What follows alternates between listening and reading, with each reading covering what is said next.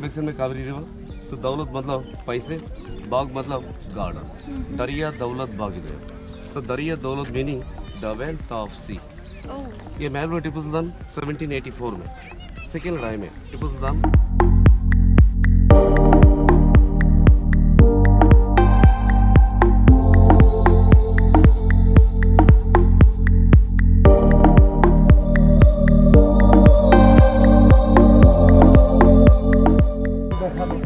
बैठ जाओ तो बैठ जाएगा.